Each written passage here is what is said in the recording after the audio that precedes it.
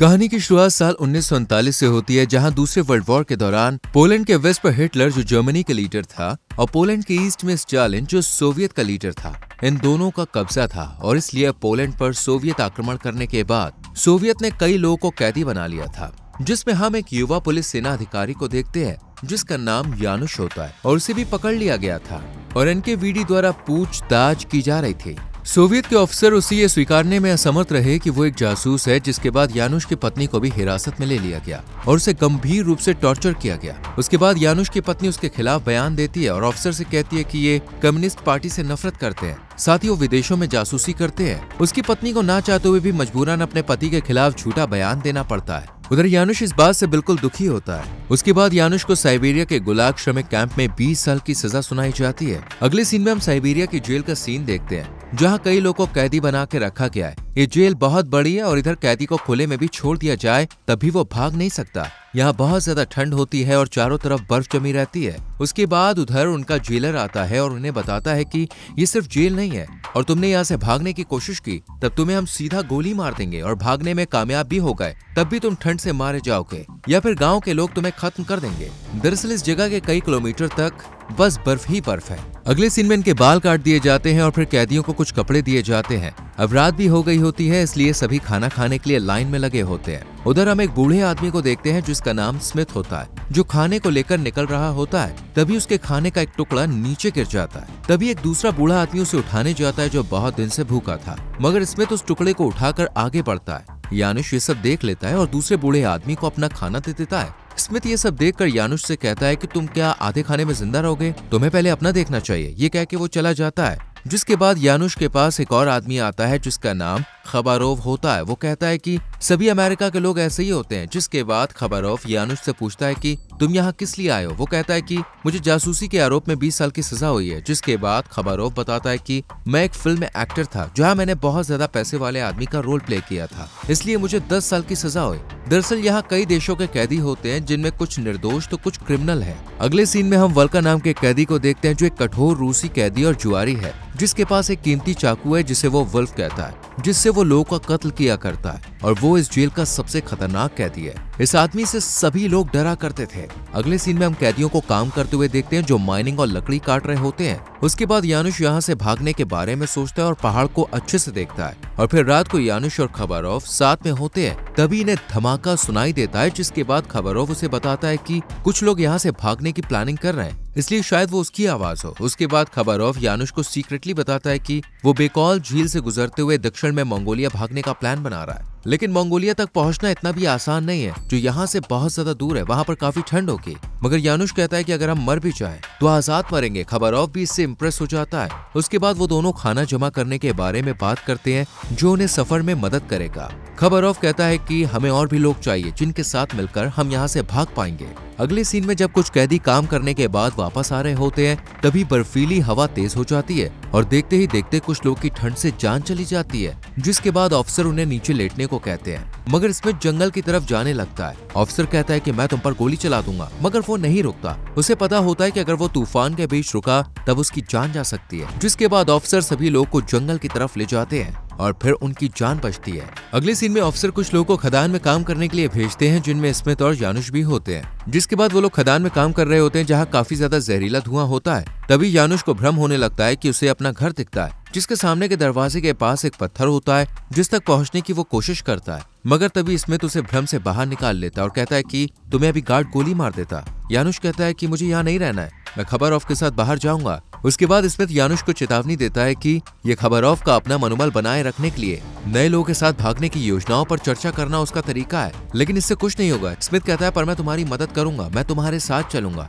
उसे पता है, स्मिथ को पता था यानुश के पास हिम्मत है, साथ ही वो उसका मुश्किल वक्त में साथ देगा और वो अगर अपनी टीम में कई और लोग को ले ले तब वो इस जगह से जिंदा भाग निकलने में कामयाब होंगे। अगले सीन में यानुश खबारोव को उसके साथ भागने को कहता है, मगर वो जाने से मना कर देता है। उसके बाद यानुश दूसरे लोग को ढूंढता है और फिर धीरे धीरे इसकी टीम में 7 लोग हो जाते हैं, जिनमें यानुश, टोमास, स्मिथ, वल्का और एक लड़का जिसको रात में नहीं दिखता, उसका नाम कैसिक होता है। साथ ही वॉस और जोरन से मिलता है। उसके बाद ये सभी खाना और जरूरी चीजें अपने साथ ले लेते हैं। फिर एक दिन यानुश भीषण बर्फीले तूफान के दौरान 7 लोग के साथ भागने वाला होता है, क्योंकि तूफान के बीच उनके पैरों के निशान आगे नहीं दिखेंगे और गार्ड उन्हें पकड़ नहीं पाएंगे। जिसके बाद वो 10 मिनट के लिए जनरेटर बंद कर देते हैं और लोहे की वायर काटकर वो 7 लोग जंगल की तरफ भागते हैं। वहाँ अफसर को पता चल जाता है कि कुछ कैदी यहाँ से भागे हैं, इसलिए वो कुछ कुत्तों के साथ उनका पीछा करते हैं। वो 7 लोग बिना रुके बर्फीले तूफान के बीच भाग रहे होते हैं। आगे उन्हें कुछ भी दिख नहीं रहा होता है, लेकिन वो सभी जैसे तैसे आगे बढ़ते हैं। अगले दिन ये लोग काफी आगे बढ़ गए होते हैं और अब इनका पीछा कोई भी नहीं कर रहा होता है। इसके बाद सभी अपना सामान निकालते हैं और उनके पास एक हफ्ते के लिए खाना होता है। जिसके बाद ये सभी प्लान करते हैं और यानुश कहता है कि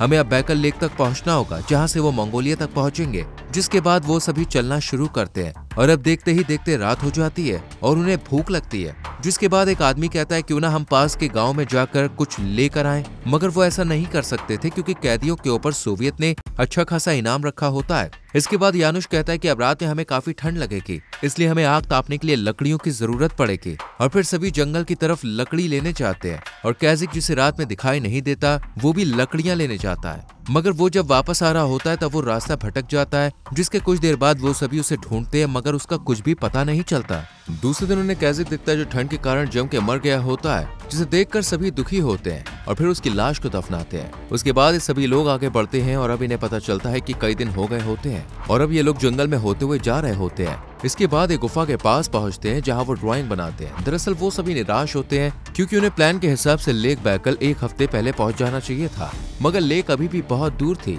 और अब वो लोग भूखे होते हैं। उसके बाद रात में इन्हें कुछ भेड़िए दिखते हैं जो एक मरे हुए जानवर को खा रहे थे। उसके बाद वो सभी भेड़ियों को भगा देते हैं और उस मरे हुए जानवर को नोचते हुए खाते हैं, क्योंकि उन्होंने कई दिनों से मांस नहीं खाया था। अगले दिन यानुश अकेले ही आगे का रास्ता ढूंढने के लिए निकलता है, क्योंकि बाकी लोग काफी थके हुए होते हैं। इसके बाद यानुश कई दिनों तक मुसीबत से भरा सफर जारी रखता है। उसे रास्ते में बहुत कठिनाई होती है, मगर वो हार नहीं मानता।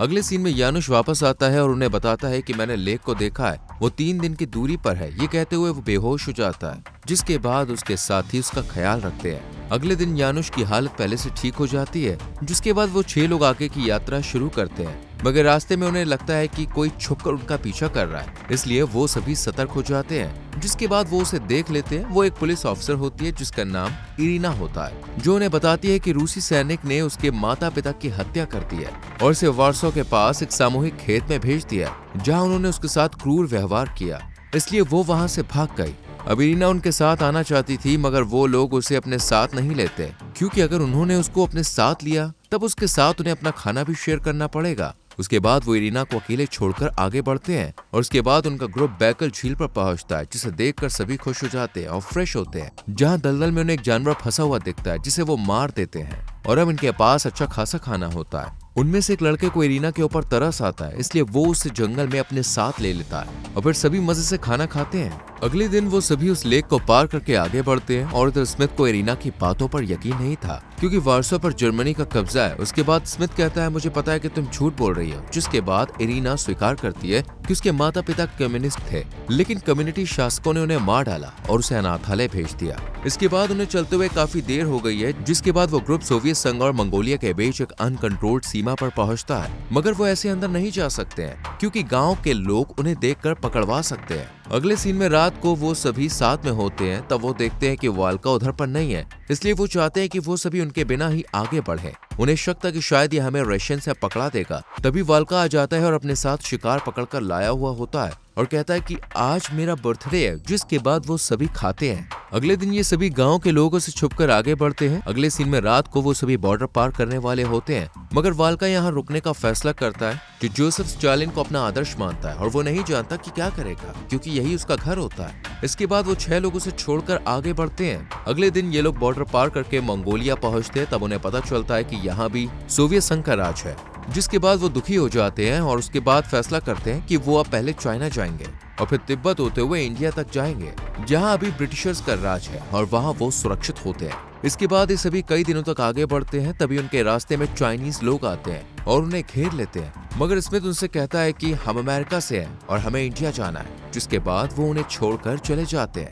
अगले सीन में इन्होंने कई किलोमीटर तक का सफर कर लिया होता है और जैसे जैसे वो गोबी रेगिस्तान के पार संरक्षण की ओर बढ़ते हैं, पानी की कमी, रेत के तूफान, धूप की जलन, छाले और लू के कारण ये लोग कमजोर हो जाते हैं। इसके बाद इन्हें कुआं देखता है जो उन सबको राहत देता है और वो लोग पानी पीकर अपनी प्यास बुझाते हैं। अगले सीन में वो सभी इंडिया की तरफ बढ़ते हैं। उसके बाद रास्ते में वो सभी रेतीले तूफान की चपेट में आ जाते हैं और अब उनके पास पानी लगभग खत्म हो गया था। उन्हें पता होता है कि वो फिर कभी कुआं खोज नहीं पाएंगे। तब भी वो लोग आगे बढ़ते हैं, मगर उन सभी की हालत काफी खराब होती है और अब सबसे ज्यादा इरीना की, इसलिए वो कई बार नीचे गिरती है और आगे चलकर वो जल्द ही मर जाती है, जिसके बाद वो लोग उसे दफना देते हैं। इसके बाद ये अब 5 लोग बचे हुए हैं और फिर वो रात गुजारने के बाद आगे बढ़ते हैं और अब पानी की कमी के कारण जोमास की भी जान चली जाती है और अब ये 4 लोग बचे हुए हैं जो अब खाने और पानी के लिए तरस रहे होते हैं। अगले सीन में अब स्मिथ की हालत खराब हो जाती है और अब वो मौत की कगार पे है, लेकिन यानुश, जोरान और वॉस उसे हौसला देते हैं कि हार नहीं माननी चाहिए।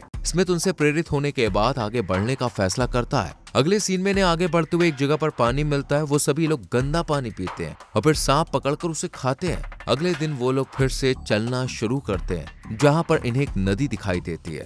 इसके बाद वो सभी ढेर सारा पानी पीते हैं। देन वो ग्रेट वॉल से गुजरते हुए चीन पहुंचते हैं और फिर वो तिब्बत की ओर चलना शुरू करते हैं, जहां उनके सामने अब बर्फ का पहाड़ आता है। उसके बाद वो आगे बढ़ते हैं। जैसे ही वो हिमालय तक पहुंचते हैं, वो सभी मृत्यु की कगार पर होते हैं। तभी उन्हें एक तिब्बती भिक्षु द्वारा बचाया जाता है, जो उन्हें एक बौद्ध मठ में ले जाता है, जहाँ वो अपनी शक्ति प्राप्त करते हैं। वो मोंग बताते हैं कि इंडिया जाने के लिए सिक्किम से एक रास्ता है, मगर तुम्हें मौसम बेहतर होने का इंतजार करना होगा। उधर स्मिथ भिक्षु की मदद से लहासा जाने का फैसला करता है, जो उसे चीन के माध्यम से तस्करी कर बाहर ले आएगा। वहां पहुंचने पर स्मिथ को उम्मीद होती है कि वो अमेरिकी सेना से जुड़ने में सक्षम होंगे, जिससे उनकी अमेरिका वापसी हो जाएगी। इसके बाद वो तीनों हिमालय की तरफ यात्रा जारी रखते हैं और जल्द ही भारत पहुंचते हैं, जहां वो गांव के लोगों से मदद लेते हैं। ये सफर इनके लिए बहुत ही मुश्किल भरा रहा। इन लोगों को कई हजार किलोमीटर की यात्रा पैदल करनी पड़ी। उसके बाद इन्हें शांतिपूर्वक अपने घर तक पहुंचाया जाता है, लेकिन यानुश 50 साल तक दुनिया भर में घूमता रहता है और अब 1989 में पोलैंड में कम्युनिस्ट शासन सत्ता से बेदखल हो जाती है।